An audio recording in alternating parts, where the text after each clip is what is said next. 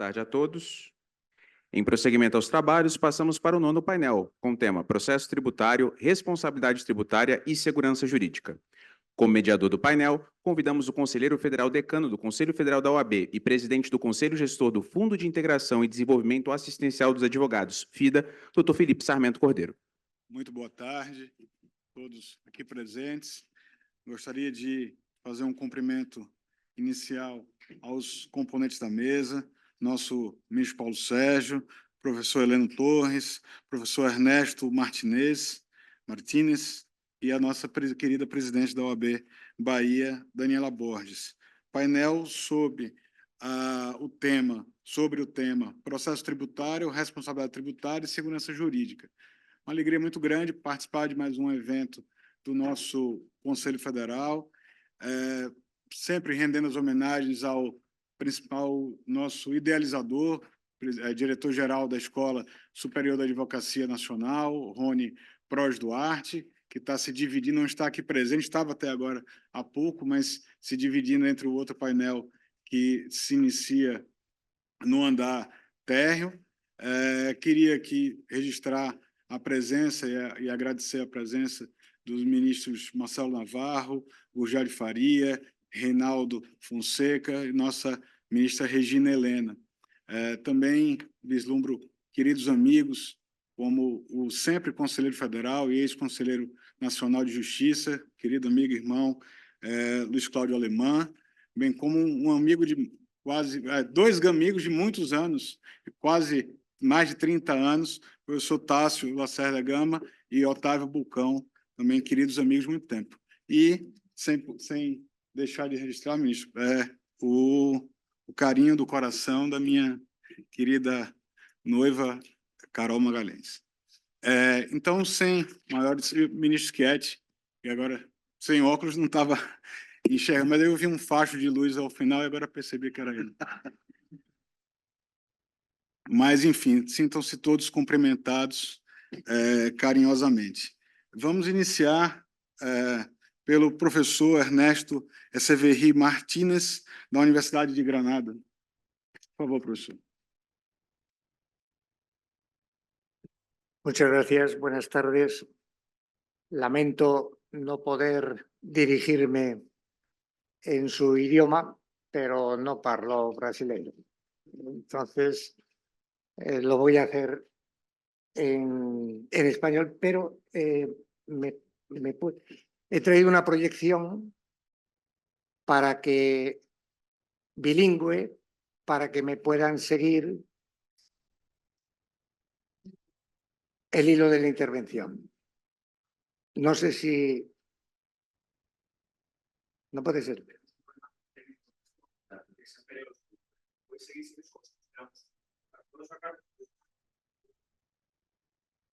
A mí me da igual. No, pero digo, que si sale por ahí, a mí me da igual. Me da igual que aparezca por aquí. Vale. Bueno. Superamos la dificultad técnica y yo en esta hora tan poco oportuna les voy a hablar de una figura, un deudor tributario en el derecho español que calificamos de responsable en el pago de deudas tributarias. Como ahí aparece, es una figura de deudor tributario poco conocida en el derecho brasileño, pero muy aquilatada en el derecho interno, en nuestro derecho. En el Código Tributario Nacional no es nuestra figura la que se parece o se asimila a la del sustituto del artículo 128 del Código Nacional, ni tampoco es un responsable indirecto como pudiera ser el que sucede a otro en el pago de deudas tributarias. Y, por supuesto, no tiene que ver nuestra figura del responsable con la de los infractores tributarios. En cambio, nuestra figura sí tiene algo de relación con la que aparecen en el Código Tributario Nacional en los artículos 134 a 135 de ese código. Es decir, sociedades que como consecuencia de procesos de fusión suceden a otras en el pago de deudas tributarias, adquirentes de explotaciones económicas, quienes suceden en una explotación económica a otro, y también adquirentes que el deudor tributario no tiene capacidad para hacer el pago, como puede ser el menor de edad, y el tutor sucede en el pago de deudas tributarias. Y al mismo tiempo, el artículo 135 del Código Tributario Nacional coloca como deudores tributarios a quienes han colaborado con el deudor principal en la realización, diríamos, de actos ilícitos, con abuso de derecho. Pasamos a la siguiente, por favor. Bien. En nuestro derecho, en el derecho tributario español, la figura del responsable tributario es la de un deudor tributario, que no es titular de la capacidad económica, tampoco es el realizador del presupuesto de hecho que genera la obligación de pago, por lo tanto, pero que la ley, para asegurar el cumplimiento de la deuda, lo llama al pago de la misma, sea por la relación que mantiene con el deudor principal, sea porque ha colaborado con él en la comisión de infracciones tributarias, de actuaciones culposas o dolosas en el ámbito de aplicación de los tributos. De esta manera, en nuestro sistema tributario, el régimen de este deudor es mutante, porque es llamado al pago de la deuda por la especial relación que mantiene con el deudor principal, o bien puede serlo porque ha colaborado con él en la realización de ilícitos tributarios. Esto, como después diré, plantea ciertos problemas en nuestro derecho interno. El responsable tributario es, ante todo, una figura atraída a nuestro derecho con el fin de recaudar el tributo, de exigir el pago de la deuda tributaria cuando el deudor principal no hace frente al cumplimiento de la misma. Y distinguimos dos tipos de deudores responsables: solidario y subsidiario, o de primer orden o de segundo orden. El responsable solidario aparecería obligado al pago del tributo junto al deudor principal una vez que ha transcurrido el periodo voluntario de pago de la deuda y el deudor principal no ha hecho frente al cumplimiento de la misma. En cambio, el responsable subsidiario de segundo grado aparece cuando queda probada por la administración tributaria, por el órgano de recaudación, queda probada la insolvencia del deudor, que el deudor no va a hacer frente al pago de esa deuda tributaria. Y entonces se acude al responsable subsidiario para hacer frente al pago de dicha deuda. En En el derecho español es indispensable que el órgano administrativo, que la administración tributaria, dirija una acción frente al responsable tributario, situándole, colocándolo en su posición deudora. De tal modo que si esa acción administrativa dirigiéndose al responsable no se produce, éste no se ve colocado, posicionado como deudor tributario. El responsable tributario es un deudor que tiene que hacer frente a la totalidad de la deuda tributaria a cargo del deudor principal. Es decir, es como si del deudor principal se tratase, porque tiene que hacer frente al pago de esa deuda, intereses que haya podido generar la deuda y recargos por el retraso producido en la recaudación de la misma. Además, en algunos casos también responde de las sanciones tributarias. Como decían, en nuestro derecho hay dos modalidades de responsable: solidario y subsidiario. Dentro de los primeros, responsables solidarios o de primer grado en el pago de deudas tributarias, encontramos a quienes colaboran de forma activa en la comisión de infracciones tributarias. Realmente, quien colabora con otro en una infracción tributaria es un infractor, pero el ordenamiento tributario no lo califica como tal, sino que lo llama, lo reclama para que pague la deuda tributaria, además, naturalmente, de la sanción. También se califican como solidarios, responsables solidarios, quienes suceden a otros en una explotación económica. Yo transmito mi empresa a un tercero, mi empresa tiene deudas tributarias pendientes y el tercero asume las deudas tributarias pendientes de quien transmite la empresa.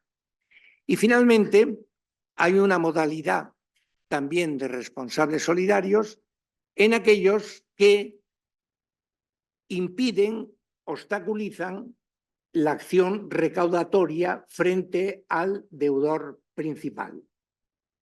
El deudor principal cuyos bienes son embargados y el depositario de esos bienes los enajena a un tercero, haciendo imposible la acción recaudatoria de la administración tributaria.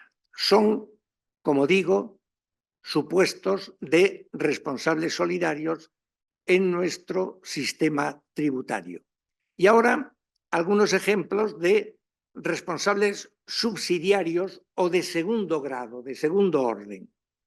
Estamos ahí en la figura de los administradores de sociedades que dejan pendientes deudas con la hacienda pública, con la administración tributaria, y el administrador responde de esas deudas por cuenta o en nombre de la sociedad.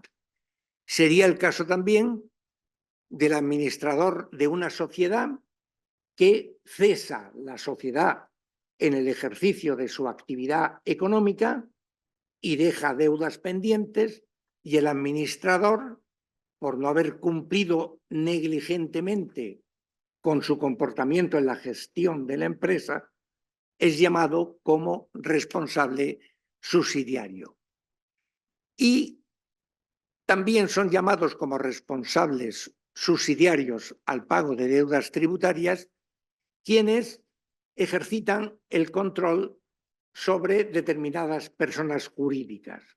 No son administradores de ellas, pero interponen la persona jurídica para tratar de evadir o disimular su patrimonio personal. En esos casos, la ley hace lo que llamamos en derecho el levantamiento del velo de la personalidad jurídica y se dirige directamente frente al titular de esos bienes que ha interpuesto la sociedad para evadir el pago de tributos.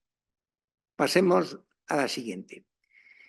La figura del responsable plantea, a mi modo de ver, estos tres problemas en nuestro ordenamiento. Primero, la mayor parte de los supuestos de responsables como deudores tributarios son sujetos que han intervenido en la comisión de actuaciones ilícitas, son infractores tributarios y no está bien delimitado el procedimiento a seguir frente a ellos como infractores junto al procedimiento que se debía de seguir frente a un deudor tributario normal. En segundo lugar, se nos ha planteado el problema de lo que ahí llamó la responsabilidad en cadena, que ahora después explicaré brevemente en qué consiste. Y finalmente, hay problemas para determinar cuándo prescribe, se extingue la deuda tributaria frente a un responsable tributario. El responsable como componente sancionador, el problema que se plantea es que la Administración Tributaria española nunca prueba el grado de culpabilidad del responsable en la participación en el ilícito tributario cometido por el deudor principal. Pasemos a la siguiente, por favor. La responsabilidad en cadena es un tipo de responsabilidad tributaria de creación jurisprudencial, la ha creado la jurisprudencia del Tribunal Supremo, pero que no está recogida en ley.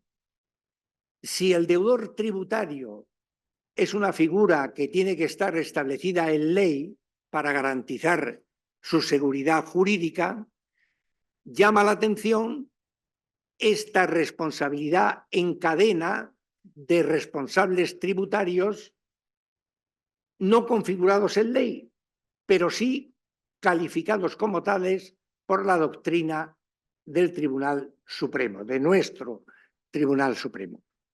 ¿En qué consiste esa responsabilidad en cadena? El ejemplo que les pongo ahí.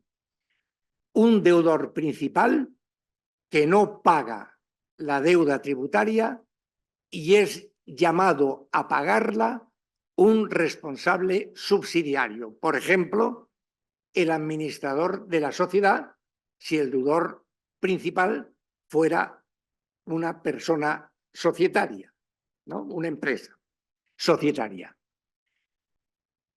El responsable subsidiario tampoco hace frente al pago de la deuda tributaria. Y es posible llamar a un tercero responsable para que haga frente al pago de la deuda que dejó contraída el deudor principal.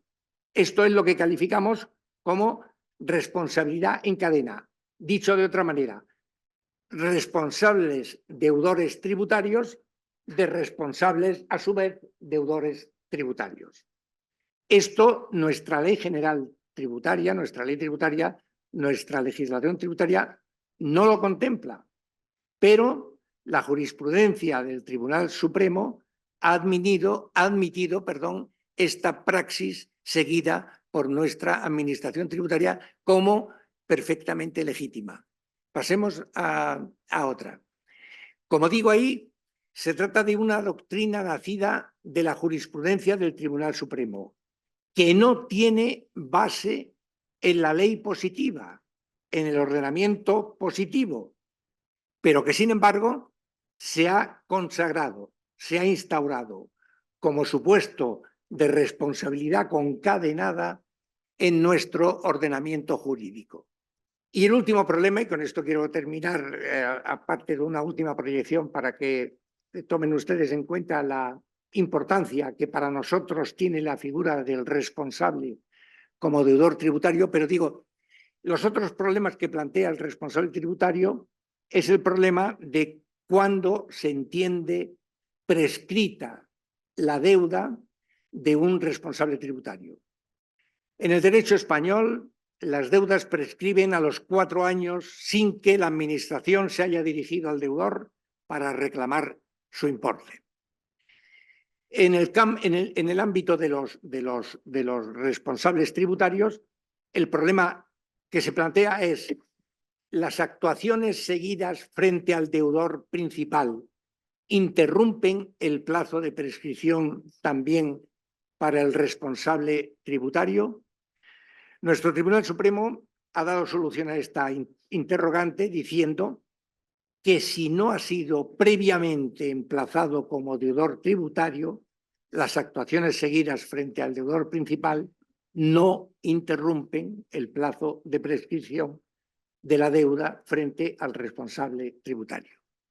Y pasamos a la última, me parece que es, para que se den cuenta de la importancia que en nuestro derecho tiene la figura del responsable, tienen ahí reflejados 3 años, 20, 21 y 22, de expedientes que la Administración tributaria ha promovido frente a responsables tributarios.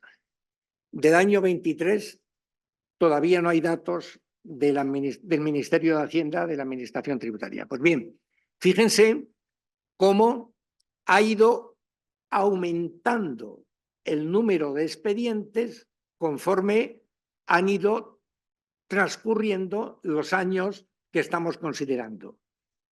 En el año 20 eran 26.000, en el año 21 pasamos ya a 29.000 expedientes y en el año 22 31.000 expedientes. Es decir, hay una progresión en el incremento de expedientes de responsabilidad tributaria. Y el último dato que les apunto ahí, esos expedientes han procurado a la Administración tributaria unos ingresos de 580 millones de euros, que es una cantidad realmente digna de tener en cuenta.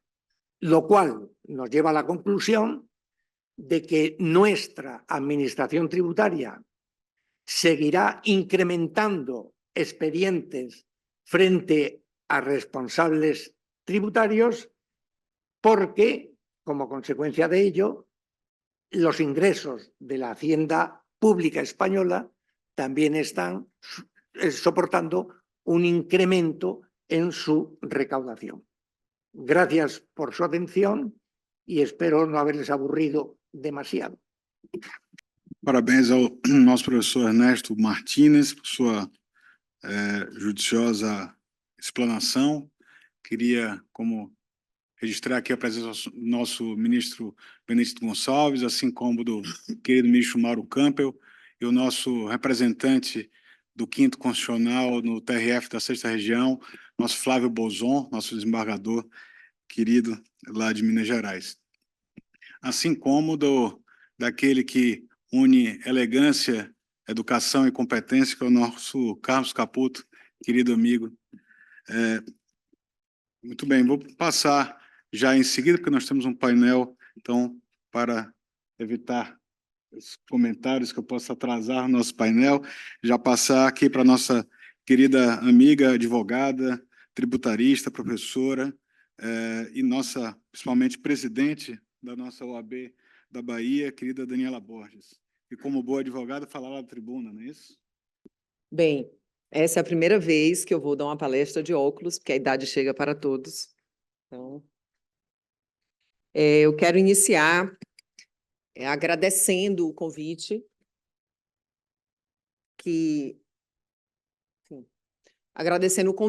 me foi feito pelo nosso querido presidente, Beto Simonetti, que aqui se faz presente para nossa honra e alegria, ao nosso querido presidente da AESA Nacional, Dr. Rony Duarte, e também agradecer ao coordenador desse evento, Dr. Eduardo Maneira, um evento que, sem dúvida nenhuma, já faz história na história da nossa instituição, porque toda a programação e a realização dessa programação vem mostrando a excelência da AESA internacional. Então, faço aqui esses registros, Registro também um agradecimento especial aos colaboradores da OAB, na pessoa do Dr. Marcelo, que é quem apoia todos nós aqui nas demandas do evento.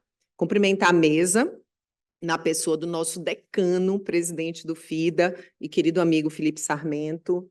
Também fazer um cumprimento especial ao ministro Paulo Sérgio Domingues, ao professor de todos nós, professor Heleno Torres, e também um cumprimento especial ao professor Ernesto Martinez. Bem, quero cumprimentar o público na pessoa do Dr. Tiago Borges, que aqui me acompanha também, meu marido. Obrigada pela presença. Gente, quando eu recebi a proposta do tema, foi um desafio, porque falar sobre processo... Até sumiu o slide, né? Falar sobre processo tributário, responsabilidade tributária e segurança jurídica seria algo que, em 15 a 20 minutos, ou eu falaria muito pouco sobre cada um desses pontos, sem conseguir aprofundar, ou então eu teria que fazer um recorte para aprofundar. Então, estou aqui já fazendo as minhas justificativas, terminei optando por esse segundo caminho. Então, eu optei por fazer um recorte dentro desse tema. Então, vou falar sobre a segurança jurídica, responsabilidade tributária e grupos econômicos. É um tema que acho que vai nos permitir fazer aqui uma reflexão sobre os impactos das discussões sobre responsabilidade tributária no campo da segurança jurídica. Quero que, desde já, fique claro que tudo que vou trazer sobre grupos econômicos também pode se aplicar a outras discussões que existem hoje no ordenamento jurídico brasileiro sobre responsabilidade. Eu fiz o recorte de grupos econômicos, mas acredito que a gente poderia refletir da mesma maneira também sobre outras problematizações. Bem, o direito, ele regula a liberdade humana. Direito, sobretudo, se estabelece como um dever ser, justamente porque a conduta ali prescrita pode não se verificar na realidade.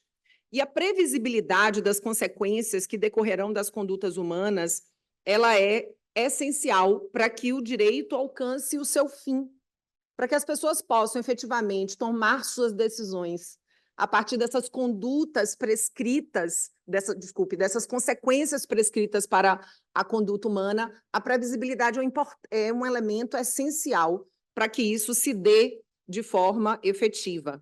E a segurança jurídica, ela vai se estabelecer, então, como um sobreprincípio de todo ordenamento jurídico, não apenas numa dimensão de um fim. A segurança jurídica é, na verdade, um princípio necessário para que possamos ter a concretização de toda a dimensão dos valores e das normas jurídicas que vão buscar a concretização desses valores. Para o desenvolvimento das atividades econômicas, a segurança jurídica adquire uma dimensão especial. A segurança jurídica, a previsibilidade das consequências que decorrem das condutas é decisiva para a definição de custos de uma atividade econômica, no planejamento dos preços e impactando decididamente nos resultados.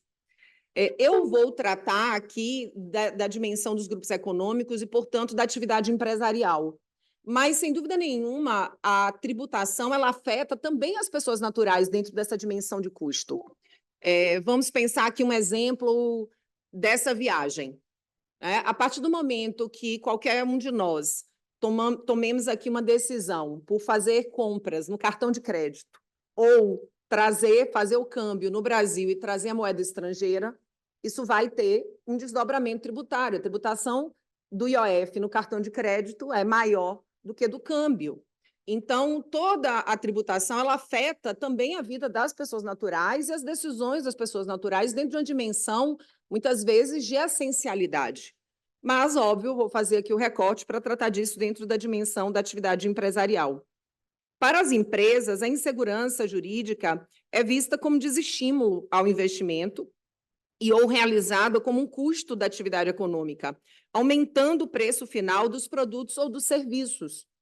É muito importante, óbvio, estou tratando aqui dentro de uma dimensão tributária, mas a realidade, quando a gente observa, inclusive, toda a escola de Chicago se debruçando sobre a análise econômica do direito, é que dentro da dimensão da atividade empresarial, sem dúvida nenhuma, o empresário ele toma decisões pensando efetivamente em custos, tributo é um custo, e isso é algo que vai ser repassado dentro do preço para o, enfim, o consumidor, o destinatário final ali naquela operação.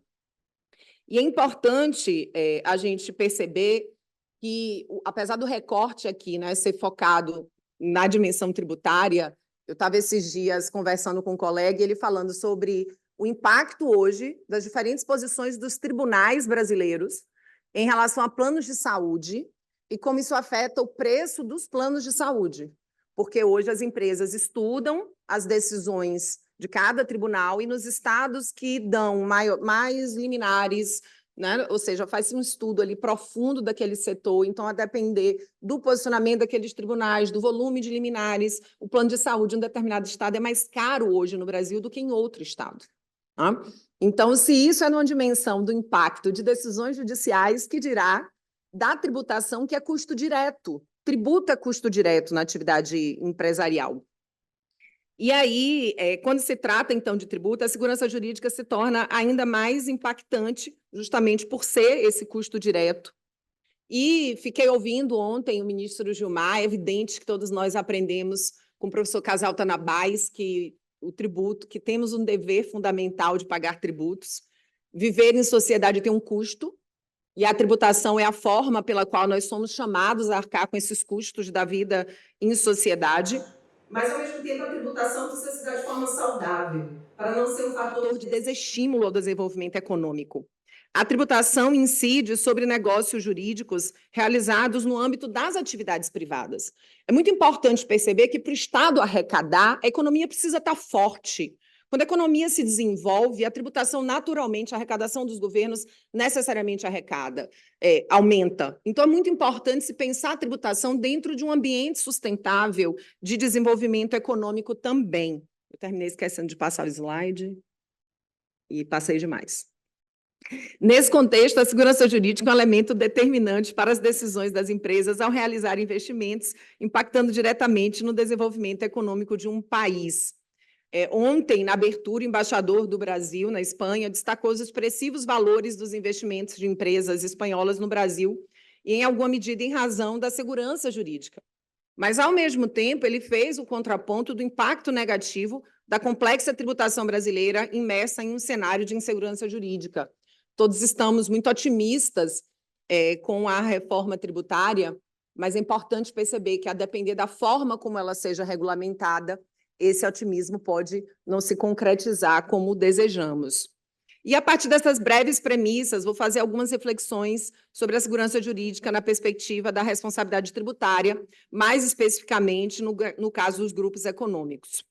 Importante a gente perceber que, dentro da dimensão do Estado, o aumento do número de sujeitos passivos é visto, na verdade, como uma garantia do crédito. Quanto mais o Estado tem possíveis sujeitos passivos para cobrar o crédito, maiores as chances dele receber.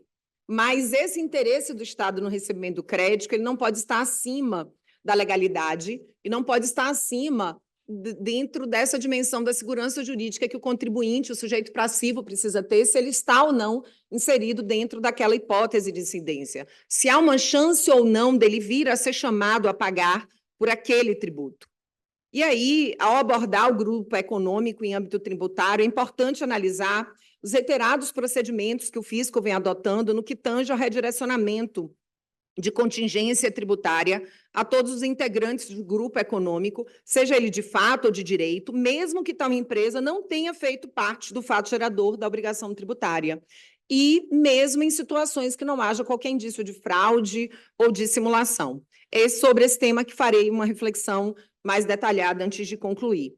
No sistema tributário vigente, sobre a égide da Constituição Federal de 88, a condição de sujeito passivo da obrigação tributária, seja na condição de contribuinte, seja na condição de responsável, sempre decorre de previsão expressa em lei. É o que decorre expressamente da redação do artigo 97, inciso 3, e artigo 121, parágrafos 1 e 2 do CTN. Parágrafo único, incisos 1 e 2 do CTN. É o que também se pode concluir da interpretação do texto constitucional. O artigo 5º, inciso 2 da Constituição, consagra o princípio da legalidade como baliza orientadora de todo o ordenamento jurídico brasileiro. que ganha um reforço especial no direito tributário, no artigo 150, inciso 1, do mesmo texto, ao estabelecer que é vedado exigir ou aumentar tributos sem lei que o estabeleça. A legalidade no direito tributário tem, assim, dois desdobramentos: a legalidade formal, o tributo tem que ser criado por lei em sentido formal, e a legalidade material, ou tipicidade, que vai consistir no imperativo de que tanto o Poder Judiciário quanto o Poder Executivo, ao aplicarem a lei, devem se ater ao exato teor do seu conteúdo.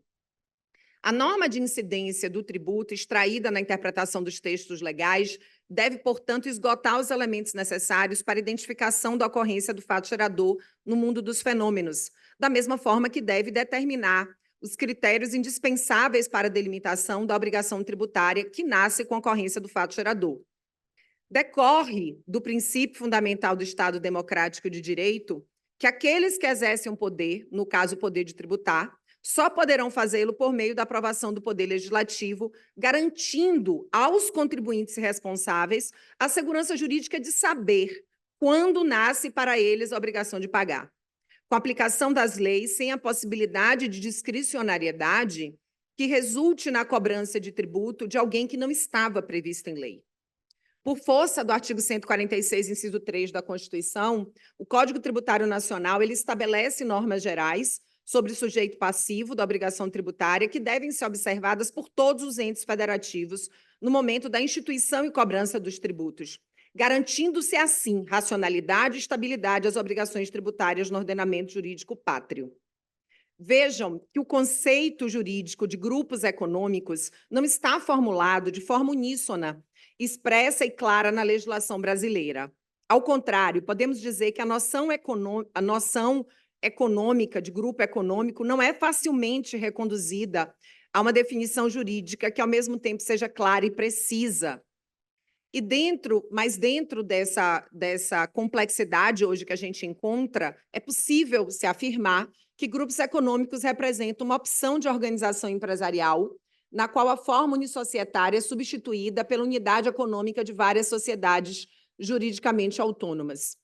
Os grupos de sociedades podem ser analisados sob duas perspectivas: uma econômica, sendo um grupo de sociedades que constituem uma unidade econômica plurissocietária, em que se identifica uma relação de coordenação ou subordinação entre pessoas jurídicas, com objetivo econômico em comum.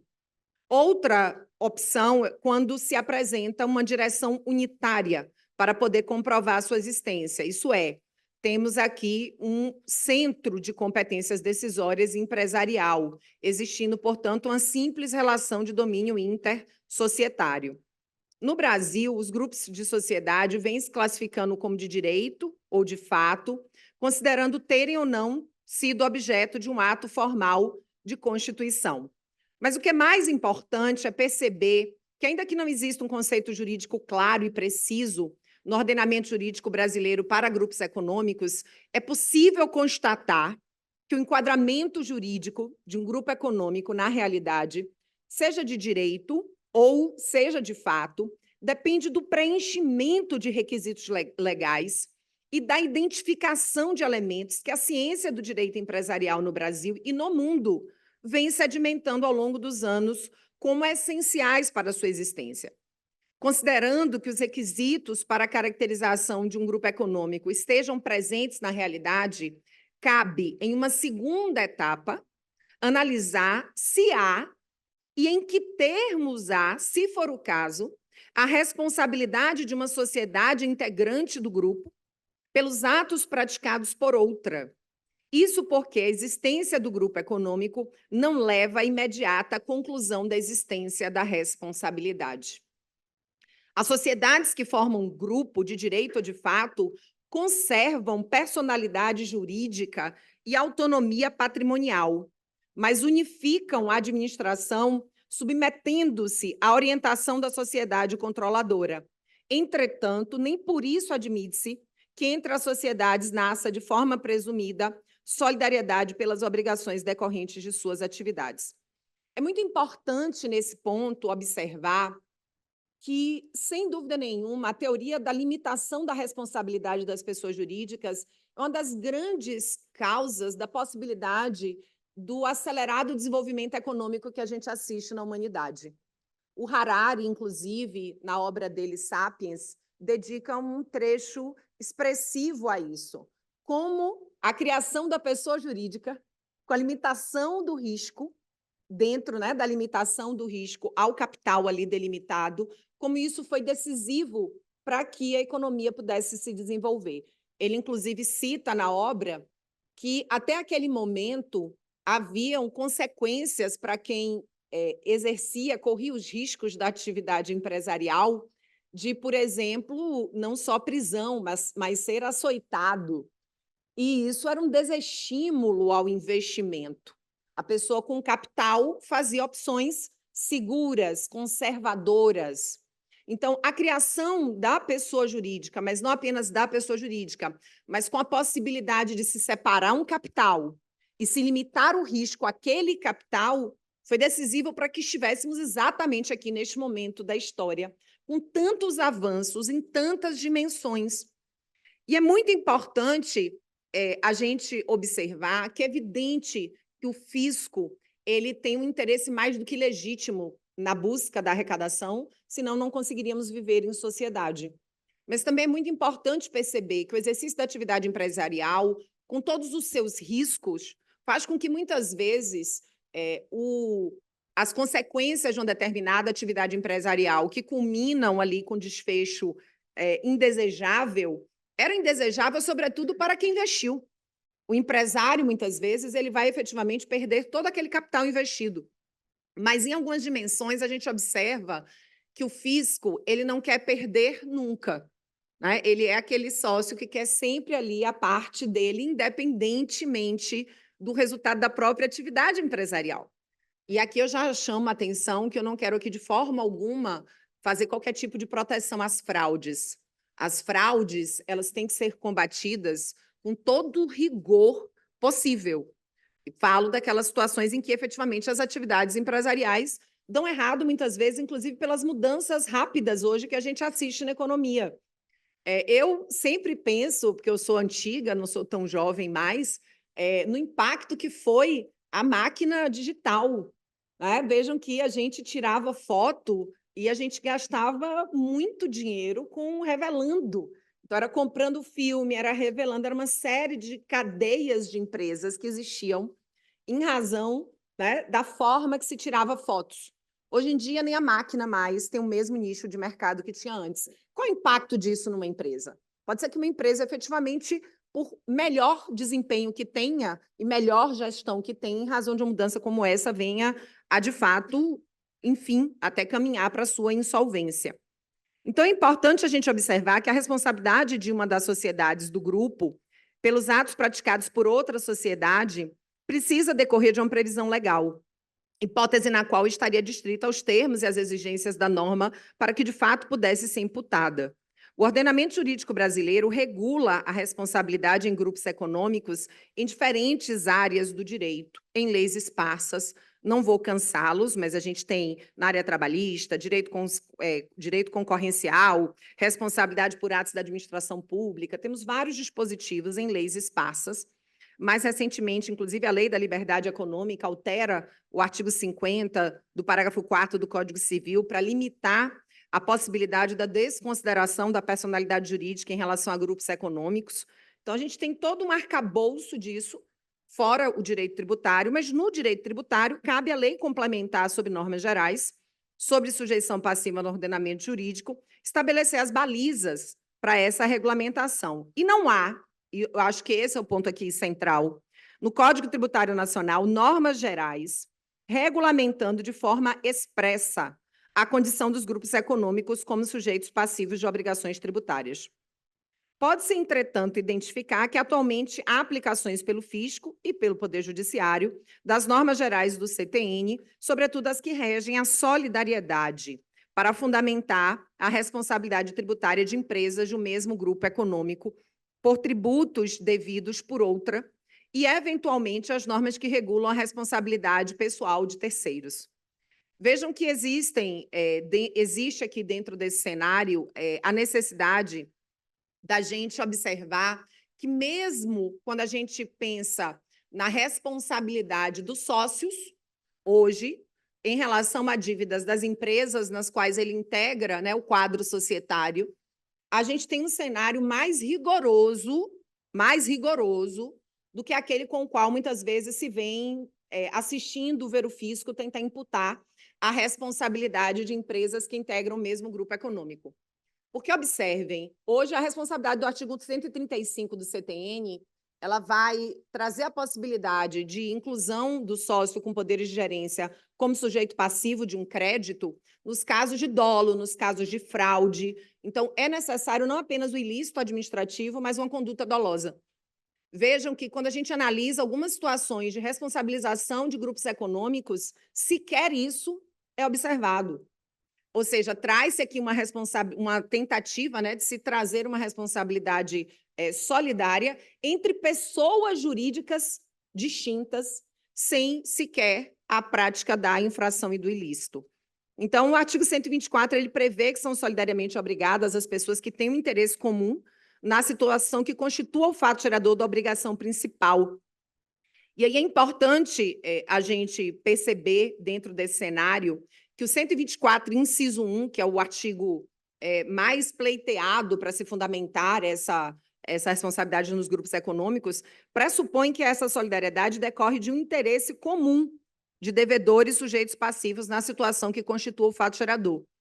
E o que é esse interesse comum na situação que constitui o fato gerador da obrigação tributária? É um tema de grande debate. Porque, observem, empresas, simplesmente por integrarem o mesmo grupo econômico, terão necessariamente um interesse comum na realização do fato gerador? É evidente que não. Então, veja que, apesar da gente já encontrar algumas decisões trazendo o 124, inciso 1, como fundamento para essa responsabilidade solidária, eu estou vendo que o meu tempo aqui, a gente sempre calcula de uma forma e na execução a gente gasta mais tempo, né? Então, eu vou encurtar aqui. Na minha avaliação, a gente, óbvio, tem que lidar com a jurisprudência posta e com os caminhos que a gente tem assistido sendo traçados e se consolidando.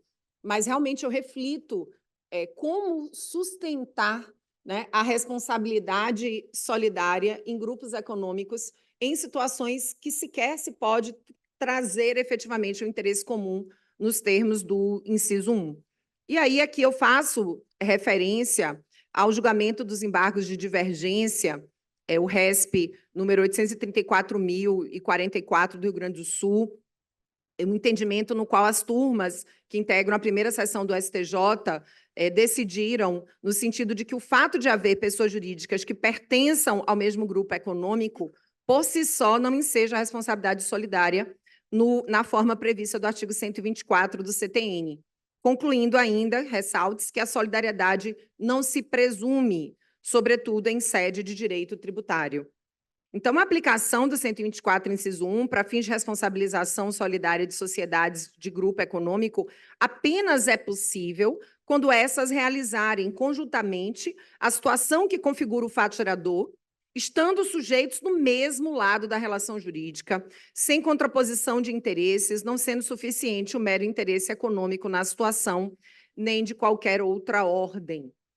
Temos também no STJ o julgamento de um outro RESP de relatoria do ministro Fux, né, na época, e ele analisa o 124, dizendo: conquanto a expressão interesse comum encarte um conceito indeterminado, é mister proceder-se a uma interpretação sistemática das normas tributárias, de modo a alcançar a ratio essendi do referido dispositivo legal, afirmando ainda que o interesse comum na situação que constitua o fato gerador da obrigação principal implica que as pessoas solidariamente obrigadas sejam sujeitos da relação jurídica que deu aso à ocorrência do fato imponível, na medida em que isso feriria a lógica jurídico-tributária, a integração no polo passivo da relação jurídica de alguém que não tenha tido qualquer participação na ocorrência do fato gerador da obrigação. Concluindo que o interesse quantificado pela lei não há de ser o interesse econômico no resultado ou no proveito da situação que constitui o fato gerador da obrigação principal, mas o interesse jurídico vinculado à atuação comum ou conjunta da situação que constitui o fato imponível. Vejam que, dentro desse cenário, a gente já observa uma delimitação do próprio STJ, no sentido de se aplicar essa responsabilidade solidária em grupos econômicos com recortes muito específicos. Mas eu, aqui, tentando concluir para não ultrapassar muito meu tempo, gostaria ainda de ter um pouco mais para defender que, quando a gente analisa essa responsabilidade dos grupos econômicos, ela realmente só deveria ser aplicada em casos de fraude. Deveríamos aqui respeitar, né, a teoria da diferença da personalidade jurídica das diferentes pessoas jurídicas, a possibilidade que o ordenamento jurídico brasileiro dá, a limitação do risco, e, a partir dessa dimensão, de fato, compreender que, se dentro da licitude as pessoas se organizam em pessoas jurídicas distintas, não se poderia nunca imputar, né, trazê-la como responsável solidário, né, por um fato gerador realizado por outra pessoa jurídica diversa. Então, acho que esse é um tema que se conecta, como disse aqui, ao tema de segurança jurídica, porque, no final das contas, tributo é custo e a insegurança jurídica, sem dúvida nenhuma, ela gera também custo, e isso é repassado no preço, sobretudo ao consumidor, e também com consequências para o próprio desenvolvimento econômico. É importante a gente perceber que, muitas vezes, decisões vão ser tomadas dentro de investimentos, hoje no mundo global, em que a gente tem empresas concorrendo dentro de um cenário global, a partir desse cenário de segurança jurídica. E eu quero terminar com uma frase aqui que eu trouxe para vocês, porque, sem dúvida nenhuma, a segurança jurídica não é um fim em si mesmo. Não é.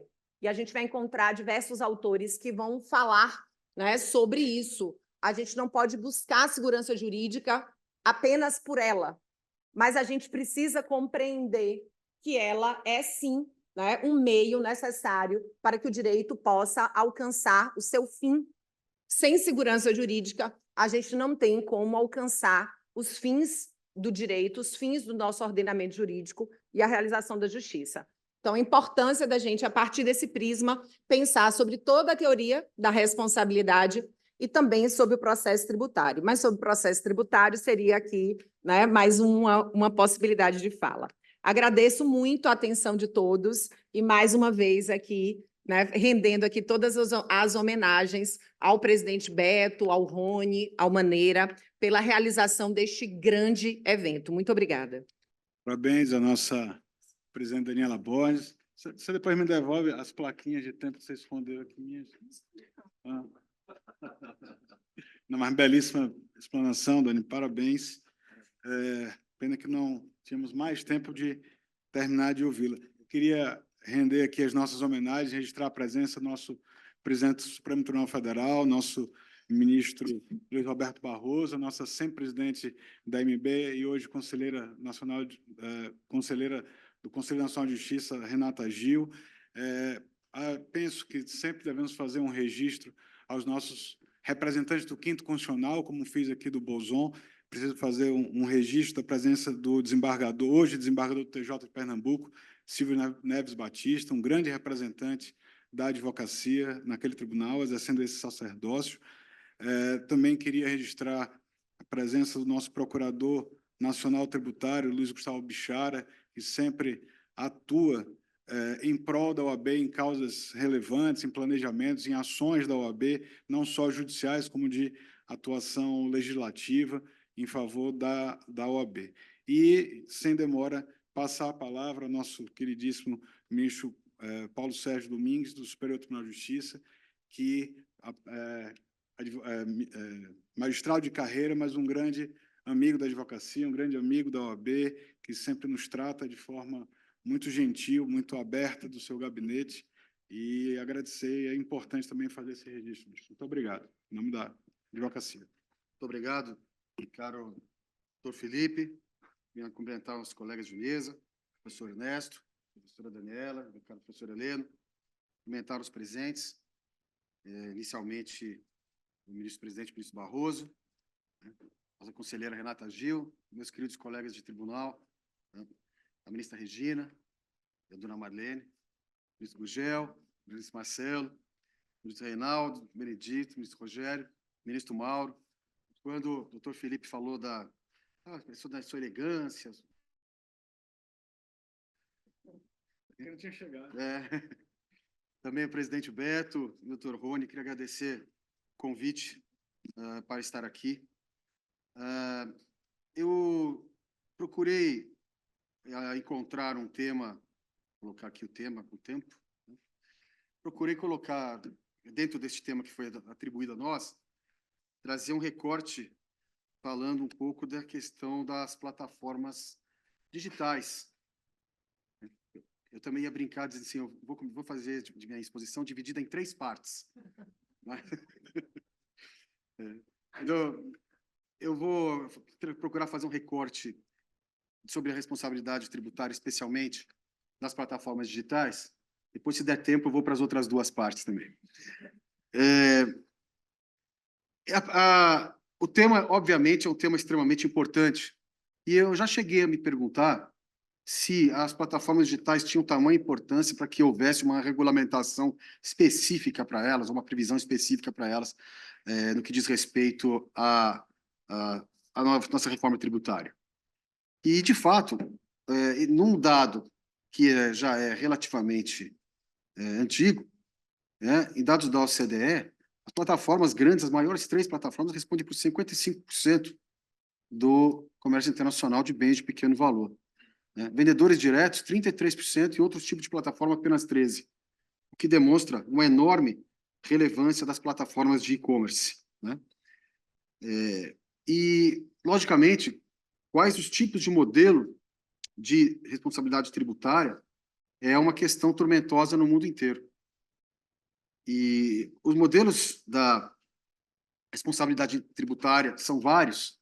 Em relatórios da OCDE, já ainda no antigo de 2019, onde há alguns desses vários modelos apresentados, se constata daí, de vários estudos, que o modelo tradicional da tributação por VAT é um modelo que, se podia funcionar bem para o sistema tradicional de cadeias de suprimento, no mundo moderno, ele não tem mais lugar como um mecanismo eficiente de tributação, de combate à sonegação, de facilitação dos negócios. Hoje em dia, as cadeias de suprimento elas são em multicamadas, existem uma série de agentes envolvidos, e não há mais uma facilidade de se conseguir, no mundo globalizado, realizar essa tributação daquela maneira tradicional. Hoje, não se fala, não se tem, até mesmo a facilitação da inclusão de indivíduos como agentes dentro desses setores, dessas plataformas, é alguma coisa muito mais fácil. Então, vejam, se nós temos plataformas dos mais variados tipos, algumas empresas que vendem diretamente via internet, mas empresas também que, além de vender seus próprios produtos, são os marketplaces. E são marketplaces ou puros, são apenas um agregador de lojas, como marketplaces que vendem os seus próprios produtos e que vendem também produtos de terceiros. E esses terceiros podem ser outras empresas grandes, apenas varejistas, podem ser indivíduos, ou uma microempresa, ou um indivíduo. Temos agregadores que não vendem nada seu, ou não prestam qualquer tipo de serviço seu, onde os indivíduos oferecem os seus bens, ou o seu serviço, como locação de imóveis, um Airbnb. Então, há uma variedade enorme de espécies de situações em que o modelo de tributação tradicional realmente não seria viável. O slide ficou pequenininho ali, mas ele mostra basicamente o modelo de responsabilidade integral das plataformas. E é um modelo que tem se demonstrado cada vez mais presente em todos os países. Em 2019, nessa época, esse não era o modelo predominante, mas de lá para cá, em vários países, se tem verificado sempre e mais a predominância da adoção do modelo da responsabilidade integral das plataformas, dos vendedores ou dos intermediários e plataformas para recolhimento dos impostos, adotando um dos modelos propostos pela OCDE. Assim mesmo, a Comissão Europeia ela tem apresentado vários estudos a respeito disso periodicamente. Em dezembro do ano passado, apresentaram um relatório bastante interessante, chamado uma proposta de diretiva chamada de VIDA, né? De VAT in the Digital Age. Eu gostei da sigla, VIDA, né? Mostra bem para que nós vivemos, né? Para pagar imposto, né? E dentro desse modelo, eu trouxe aqui algumas comparações do modelo que é adotado na União Europeia e no modelo adotado nos Estados Unidos. Na União Europeia, a plataforma de e-commerce ela é considerada como envolvida no negócio e, portanto, passível de receber essa responsabilidade tributária quando ela realiza a fixação das condições de fornecimento, direto ou indiretamente, quando ela está envolvida na autorização de pagamento ou na entrega do produto, né? E pode ser responsável pelo pagamento do VAT. Quando é feito online, o vendedor está fora do espaço da União Europeia. Quando os bens de pequeno valor são até 150 euros, né? E nesses casos aí o vendedor vai fazer uma venda isenta à plataforma. E a plataforma é que vai recolher e cobrar o VAT do consumidor. Há orientações específicas diferenciadas para a emissão de nota fiscal, que eu não vou entrar aqui nos detalhes, que eu não quero extrapolar aqui o meu tempo. E esse VAT in the Digital Era, que mencionei agora há pouco, ainda não implementado, traz esses 3 pilares muito interessantes.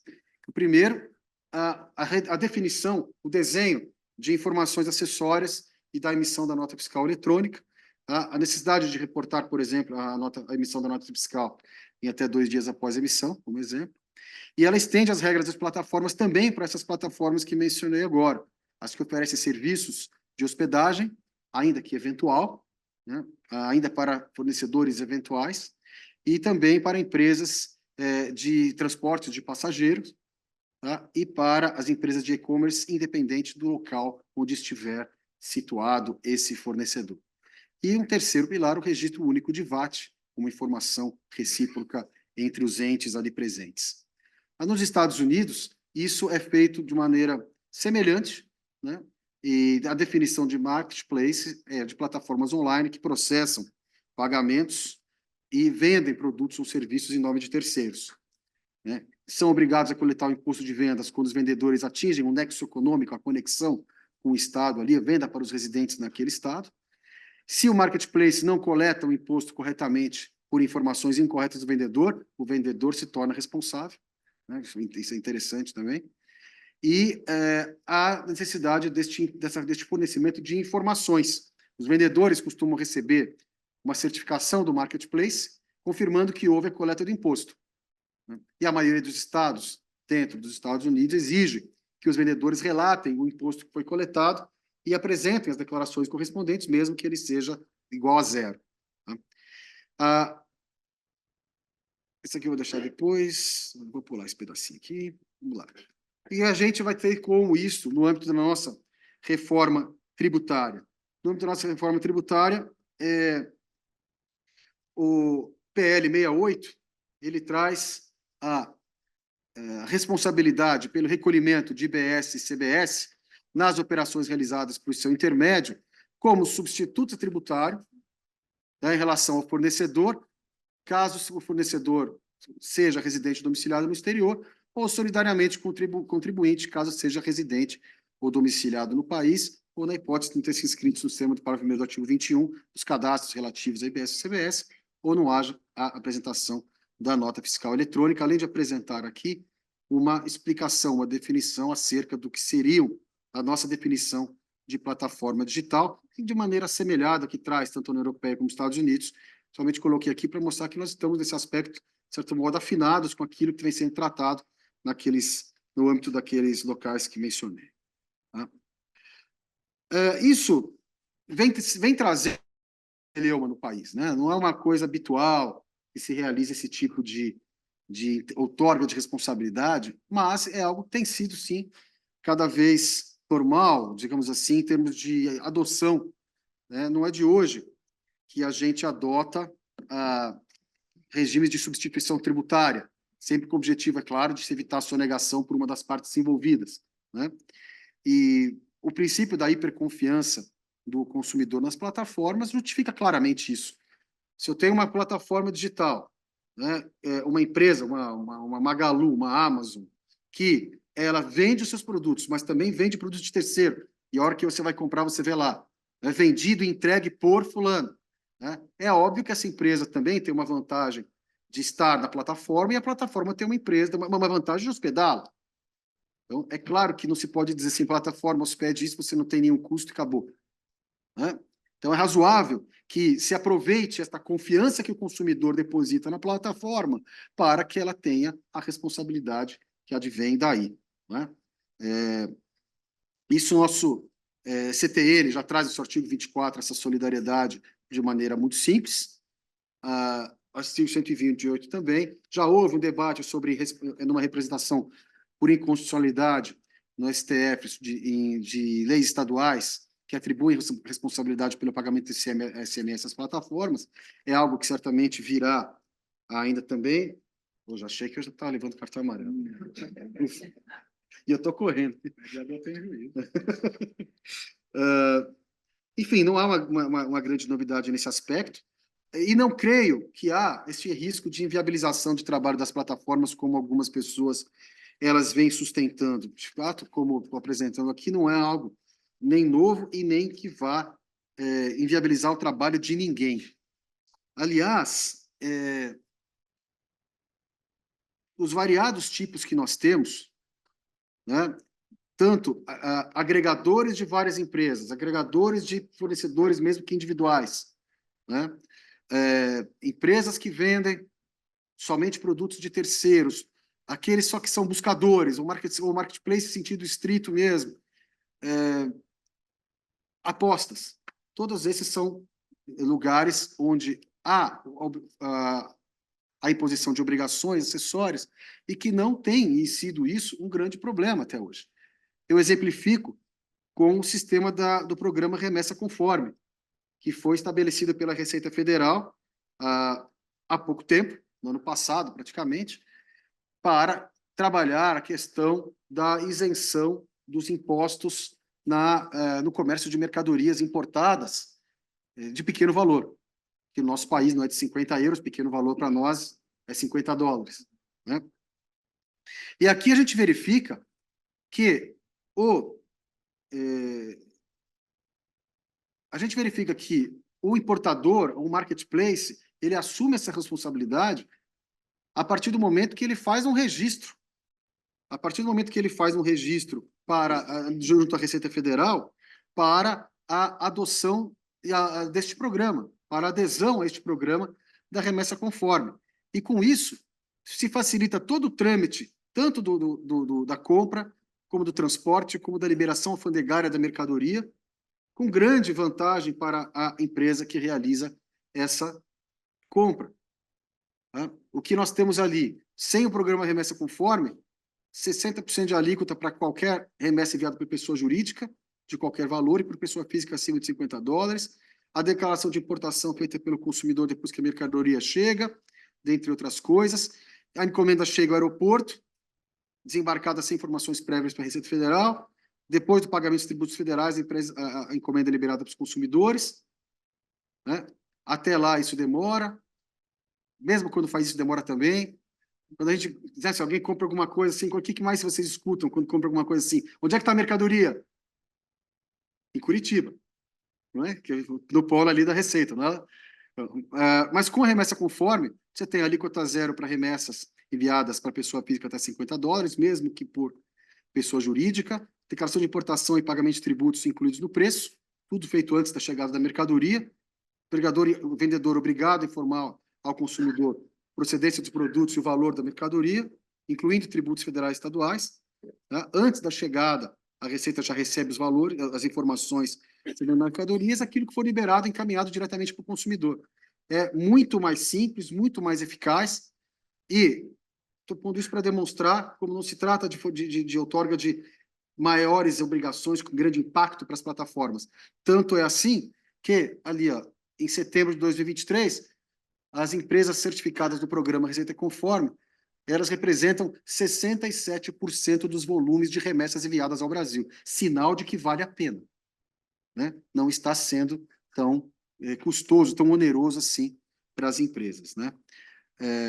No que diz respeito a plataformas específicas de aposta, também existem obrigações de pagamento diretamente a essas empresas, com vedação de créditos para apostadores, que naturalmente, não pagamento de impostos referentes a prêmios, e a base de cálculo tudo definido aqui sobre como é que serão feitos o regime específico de incidência desses impostos para a plataforma de apostas, mas eu não vou me deter nisso daqui, porque senão não vai dar tempo.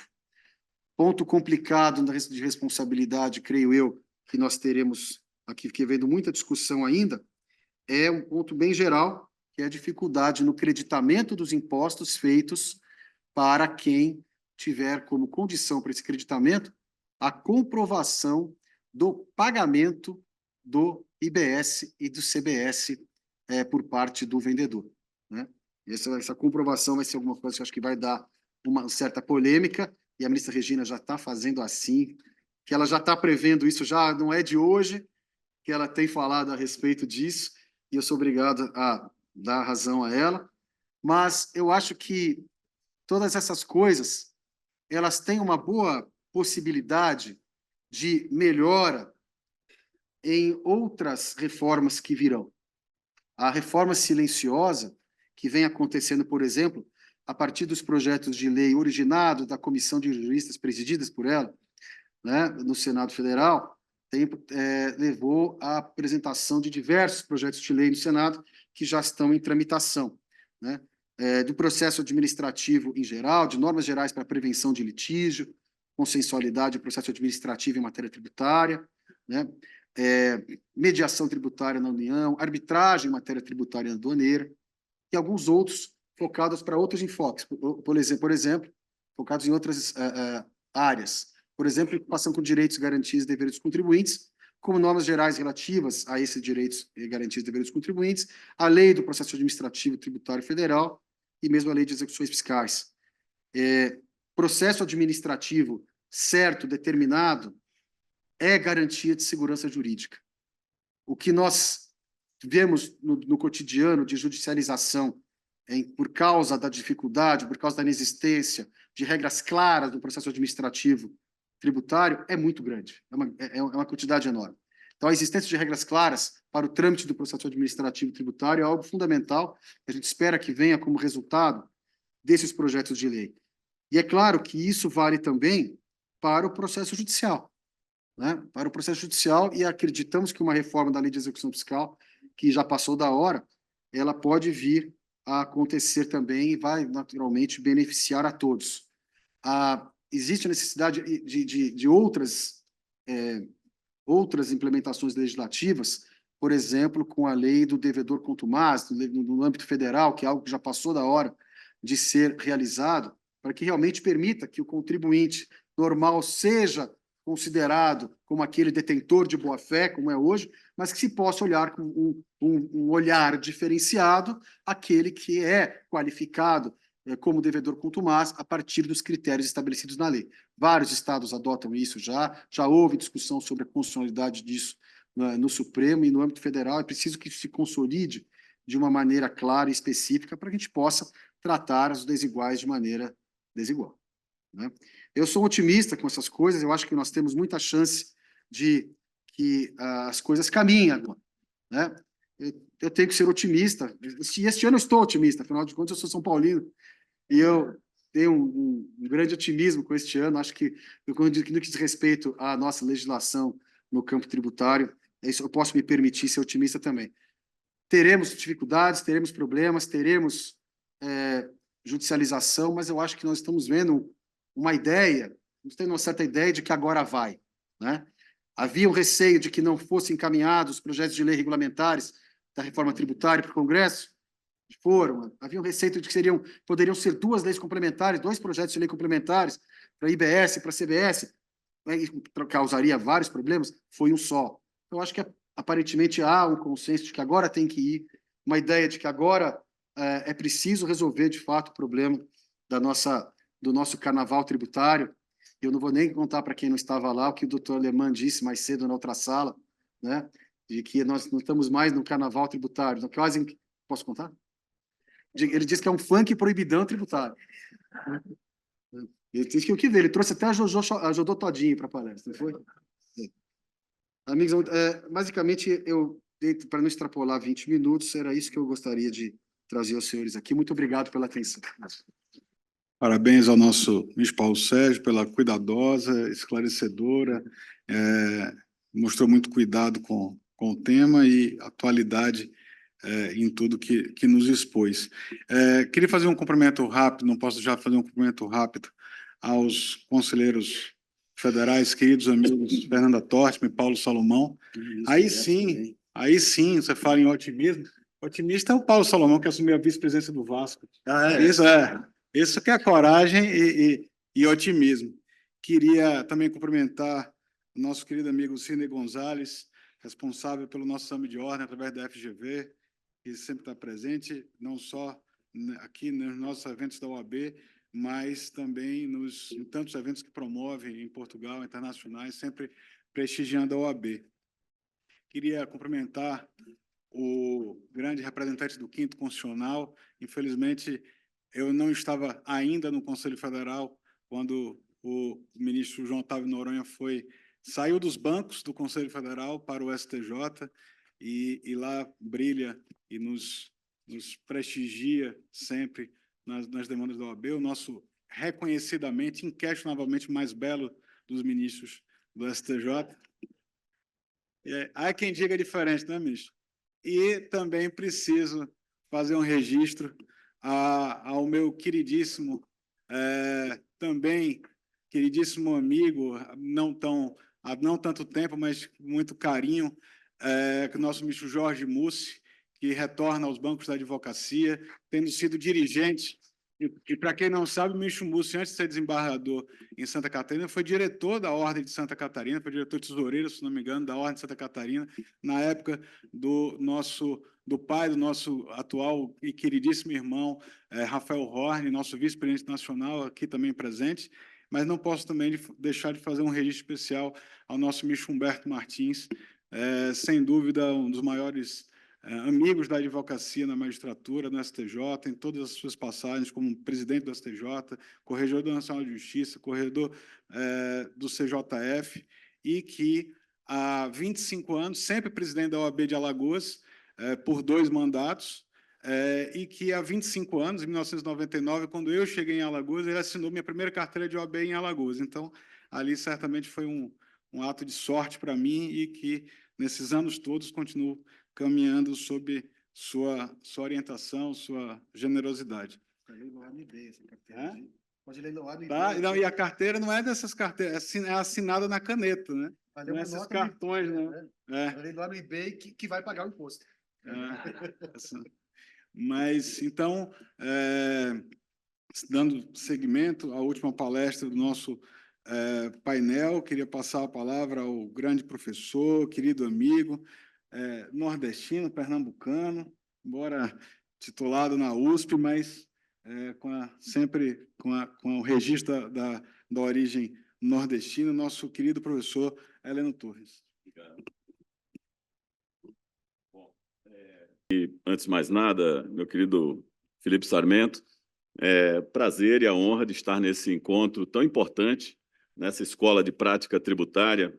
Já há algum tempo, o professor Amaldi Cid fez o convite de vir aqui, infelizmente não foi possível, mas Deus me permitiu estar aqui ao lado de tantos amigos e amigas para esse encontro e discutindo temas fundamentais do direito brasileiro.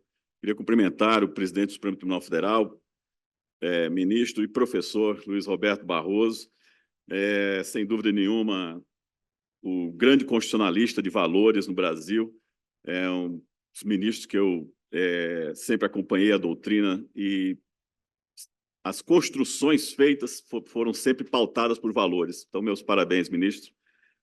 E a sua presidência certamente será marcada por esses importantes fundamentos, tenho certeza disso.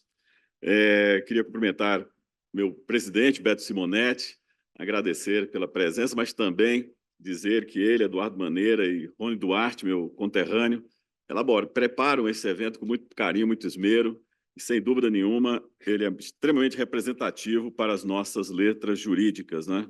Saudar a Renata Gil, que está por aqui também, nossa amiga querida do CNJ, enfim, e muitas mulheres importantes que estão acompanhando esse encontro, professora Bettina Treger Gruppenmacher, minha colega, me sucedeu agora na BDF, Associação Brasileira de Direito Financeiro, dizer também da minha alegria de ver aqui a ministra Regina Helena Costa, né? E a nossa quase ministra Marilene, que é companheira permanente, né, conosco, né? Saudar aqui os nossos ministros do Superior Tribunal de Justiça, ministro Mauro Campbell, ministro querido do coração, ministro, todos são, na verdade, né, ministro Humberto Martins. Bom, eu vou aqui pela vista, né? O ministro Gurgel, que está aqui ao lado também, saudar, enfim, os ministros Ribeiro Dantas, que estava aqui também há pouco, ministro Fonseca, e dizer da minha alegria de estar aqui na presença de todos, o ministro Otávio Noronha, que também estava aqui ao lado. Muito bem. O meu primo, Gustavo Ventura, que é o presidente da Federação dos Institutos de Advogados, indiscutivelmente uma instituição importantíssima, e vários magistrados, me permitam aqui não citá-los, faço isso na pessoa da desembargadora Carmen Silva, que estava por aqui, que está. Então, muito bem. E dizer que é uma satisfação muito grande de estar ao lado aqui de grandes advogados, Carlos Caputo, o nosso Sérgio Banhos, o nosso querido ministro Mussi, que estão aqui também. Sintam-se todos os advogados e advogadas saudados. E cumprimentar essa mesa importantíssima na pessoa aqui da nossa querida Daniela Borges, nosso decano, Felipe Sarmento, que eu falei, o ministro Paulo Sérgio Domingos e o professor Ernesto Martínez, que indiscutivelmente nos brindou com uma belíssima exposição sobre a responsabilidade tributária. Essa tentativa de fazer uma última exposição rápida, breve, mas envolvendo a segurança jurídica e a responsabilidade tributária, tem um sentido muito marcado, que é o de dar uma precisão constitucional à figura da responsabilidade tributária em face da segurança jurídica. A minha querida Daniela Borges falou rapidamente na sua exposição sobre um trabalho de Ronald Coase, problemas do custo social. Indiretamente não mencionou, mas estava presente, quando se examina custo de transação, externalidades a partir dos negócios jurídicos de direito privado. E, a partir desse teorema de Coase, basicamente se enfrenta uma discussão de que as normas jurídicas são preços. Então, há uma precificação em tudo aquilo que gera repercussões patrimoniais. Indiscutivelmente, a questão tributária é um preço no mercado, é um grande preço. Aquele que paga e outro que não paga passa a ter uma concorrência desleal no mercado. O que paga mais e um que pague menos, e evidentemente esse menos seja fruto de alguma forma de aproveitamento indevido de algum benefício, certamente terá em seu favor vantagens competitivas e maior preço nas suas mercados, melhor preço, mais lucros, melhor distribuição de dividendos, participação em bolsas. Então, nós temos que nos preocupar com a segurança jurídica, não apenas como um princípio em favor de si próprio, mas também em defesa da coletividade. E eu chamo aqui a atenção para um tema que eu tento abordar num livro sobre o assunto, sobre segurança jurídica, que está marcado entre a segurança jurídica individual e a segurança jurídica coletiva em matéria tributária, né? Claro que nós precisamos sempre examinar a segurança jurídica por um prisma coletivo. Nesse sentido, segurança jurídica na Constituição ele não é um princípio explícito, porque não há nenhuma passagem, como temos na Constituição Espanhola, que expresse, indique segurança jurídica propriamente dita como uma expressão principiológica, né? Mas, no direito brasileiro, essa noção, que é a de segurança jurídica, ela se apresenta no texto constitucional como um princípio síntese, ou seja, um princípio de síntese que, a partir do conceito de Estado democrático de direito, vai se irradiar por todo o sistema. A Constituição utiliza o termo segurança em diversos momentos. No preâmbulo da Constituição, no caput do artigo 5º, no artigo 6º, no artigo 103, quando vai falar da súmula vinculante para os efeitos de segurança jurídica, mas ali está tratando da segurança jurídica numa função formal, não como sendo um princípio geral. Seja como for, de qualquer modo, aqui nós temos a segurança jurídica numa construção de princípio síntese. Mas, além disso, ele é também um princípio garantia de todos os demais princípios da Constituição, a começar pelo próprio princípio do Estado democrático de direito. Não obstante isso, ele também reclama garantias. É um princípio que é garantia dos demais, mas ele próprio reclama que algumas funções do sistema o protejam. Esse é o caso, justamente, ministra Regina Costa, da súmula vinculante, que passa a ter uma função protetiva da segurança jurídica. É indiscutível que as marcas da segurança jurídica no tempo, professor Maneira, sempre foram aquelas cláusulas que Vossa Senhoria muito bem mencionou na sua exposição, que é a proteção da coisa julgada, a proteção do ato jurídico perfeito, do direito adquirido. Esses sempre foram os signos evidenciadores de segurança jurídica ao longo do tempo, ou seja, protejam o resultado do ato jurídico de direito privado, proteja-se que sequer a lei possa modificar estes ou a coisa julgada como resultado do ato do Poder Judiciário, como forma de preservar a tripartição de poderes, proteja-se o direito subjetivo. Há um esforço da Constituição de proteção desses fundamentos. Então, nessa análise da segurança jurídica como princípio síntese e, ao mesmo tempo, garantia, isso nos coloca diante de muitos desafios esclarecedores sobre qual o papel da segurança jurídica. Ora, o papel da segurança jurídica vai muito além de simplesmente explicitar um princípio de legalidade. A segurança jurídica reclama, primeiro, certezas do direito. Mas não é qualquer certeza. É uma certeza do direito dentro de uma lógica, que é a do Estado democrático de direito. O Estado democrático de direito é uma ruptura do conceito de Estado de direito. O Estado de direito cessa quando entram em vigor as constituições de Estado social de direito. E o Estado social de direito cessa quando entra em vigor uma Constituição de Estado democrático de direito. Um Estado democrático de direito é um Estado de participação, é um Estado que proíbe a omissão, é um Estado que assegura transparência, é um Estado que não admite absolutamente que suas regras possam ser objeto de omissão. Basta ver que na Constituição de 1967, o Procurador-Geral da República, que era o único titular do direito de propor ações diretas de inconstitucionalidade, tinha em seu favor, teria em seu favor a disponibilidade de decidir sobre qual matéria levar ao Supremo Tribunal Federal. Isso hoje cessa, não há mais essa possibilidade. E se houver omissão do poder, e claro, o Supremo Tribunal Federal exerce o quê? Um papel de sempre contramajoritário, porque a legalidade é o resultado da maioria. A legalidade é o resultado daquilo que a maioria quer, da prevalência da maioria. E o Supremo Tribunal Federal julga sempre numa condição de órgão contramajoritário. Mas ele também age contra a omissão.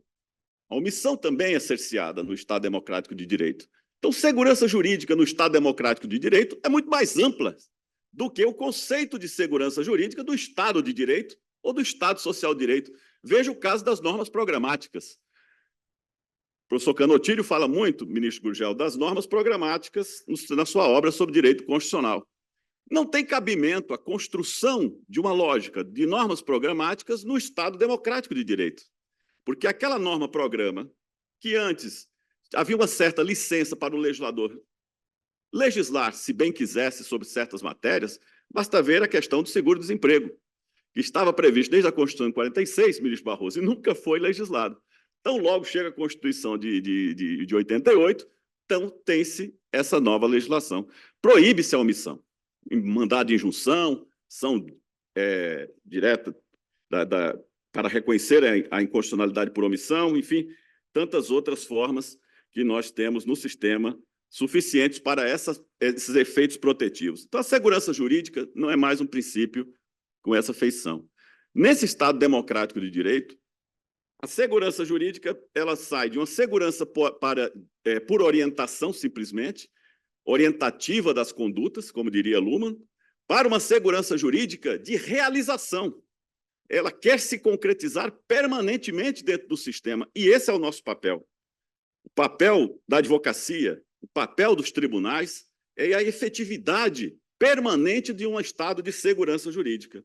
Mas um estado de segurança jurídica, lógico, que é também um estado de normalidade, porque não há segurança jurídica fora da normalidade, né? Esse estado de normalidade, claro que há autores de direito constitucional que tratam desse tema, não quero aqui enfrentar esse assunto agora, mas é um estado que prevê, lógico, a certeza jurídica. E, ao lado desse princípio, o princípio de confiança legítima. Nós temos que ter a proteção da expectativa de confiança legítima como uma condição necessária de proteção, obviamente, de atos que sejam compatíveis com esse texto constitucional e, lógico, também uma série de outros parâmetros que a legislação há de cumprir. Mas não só.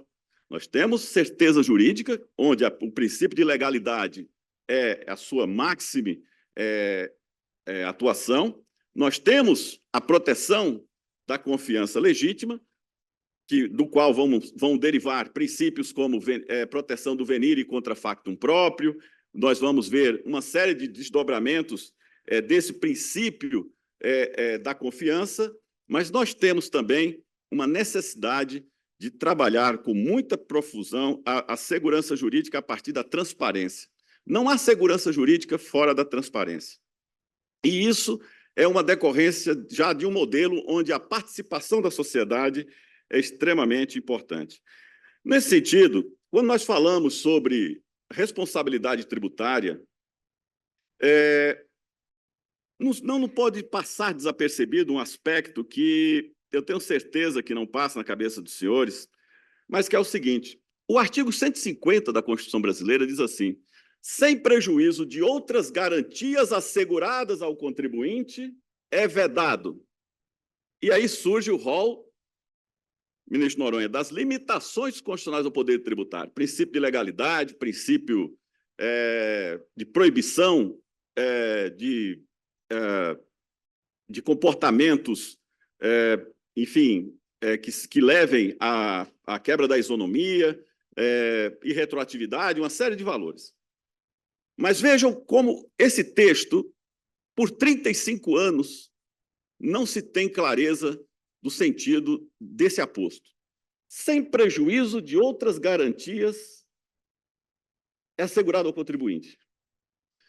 Por quê? Porque o Estatuto do Contribuinte, de que falava o ministro Gilmar Mendes ontem na sua exposição, não se limita ao artigo 150. Ele incorpora tudo aquilo que o artigo 5º possa trazer em relação ao próprio contribuinte. Ele incorpora todas as regras que estão relacionadas a princípios do artigo 170 da proteção da ordem econômica. Porque o contribuinte, o Estado, no Estado liberal, economicamente falando, né, o contribuinte é aquele sujeito que é o sujeito ativo da ordem econômica e que é necessariamente nessa atividade, a partir do princípio de autonomia privada, com a sua liberdade de organização, ele então realiza fatos econômicos que serão objeto de tributação. E é aí que a responsabilidade tributária tem uma nota importantíssima. Proteção de grupos econômicos, plataformas de internet, em qualquer dimensão que nós coloquemos o sujeito passivo de obrigações tributárias, ele estará no ambiente da ordem econômica. onde questões como livre concorrência, proteção ao meio ambiente, são absolutamente fundamentais. É nesse sentido, portanto, que eu chamo a atenção para a fundamental contribuição da jurisprudência do Superior Tribunal de Justiça na demarcação clara da responsabilidade tributária, na imputação, melhor dizendo, da responsabilidade tributária aos devedores, ao exigir a identificação desses sujeitos como administradores das empresas e não qualquer pessoa que foi encontrada com alguma relação, qualquer que seja, com a cadeia econômica de uma certa empresa, como em algum momento aconteceu, com a segurança que a jurisprudência do Superior Tribunal de Justiça tem dado a desconsideração, as limitações necessárias a certas atitudes da Fazenda Nacional no propósito de desconsideração de personalidade jurídica, como se essa pudesse ser feita a simples canetada. Essas limitações, somadas aos efeitos repetitivos da sua jurisprudência, têm trazido, ministro Paulo Sérgio, uma segurança jurídica indiscutível, de conformidade com princípios constitucionais que necessitam, de forma objetiva, maior clareza e transparência. E é por isso, e lógico, aqui o tempo é muito curto para nos debruçarmos sobre todos esses aspectos, também analisar isso em certas hipóteses de sujeição passiva que estão constitucionalizadas. Dou-lhes aqui, em conclusão, a questão da substituição tributária. Não existe, meu caro Bichara, que é o nosso procurador lá da nossa gloriosa Ordem dos Advogados do Brasil e ajuizou algumas ações nesse sentido, mas vejam, a substituição tributária, sem dúvida nenhuma, em matéria de ICMS, foi, se não o principal motivo, mas um dos mais fortes motivos para a destruição do sistema tributário nacional. É indiscutível a sua capacidade destrutiva. Não só, de um lado, exigiu que o substituto tributário antecipasse, isso é uma coisa assim de uma maldade absoluta, né? Antecipasse o caixa de pagamento de toda a cadeia de tributação, como também, e essa é a pior das hipóteses, né? Mais tarde, os estados fazem uma diferença entre ICMS-ST e ICMS próprio para não permitir, ministro Navarro, que os contribuintes pudessem compensar o ICMS-ST, os créditos de ICMS-ST, com crédito próprio da mesma empresa, onde o imposto é o mesmo da origem. E sobra o contribuinte com a montanha de créditos de substituição tributária ST contra outra montanha de crédito próprio. O contribuinte olha para aquelas duas montanhas e ele não pode compensar uma com a outra. É de uma maldade, vilania, que só induz o quê? A inevitável sonegação. Porque um contribuinte diz, meu concorrente não está fazendo isso, ministro Paulo Sérgio, e eu vou perder, minha punição será sair do mercado. Então, vejam, eu não quero aqui destacar isso de forma nenhuma a pretender uma solução agora, porque temos uma reforma tributária pela frente, o que eu não quero é que se repita no IBS e CBS essa monstruosidade que é a substituição tributária. Pois bem, ministra Regina, pasme, tão logo saiu o texto, os estados promoveram um racha entre eles e alguns foram àquela Secretaria Especial de Reforma Tributária pedir a substituição tributária. Claro que, em boa hora, o senhor Bernardo Api, nosso secretário especial, disse que não aceitava aquela transmutação. Mas veja bem, qual é a jurisprudência do Supremo Tribunal Federal hoje? É assegurar a devolução dos créditos na sua totalidade se a operação do pagamento, enfim, ao substituto, mas, ao mesmo tempo, também, se houver operação mais onerosa, que, obviamente, o contribuinte substituído pague essa diferença. Nada mais justo. Porém, o que os estados têm feito?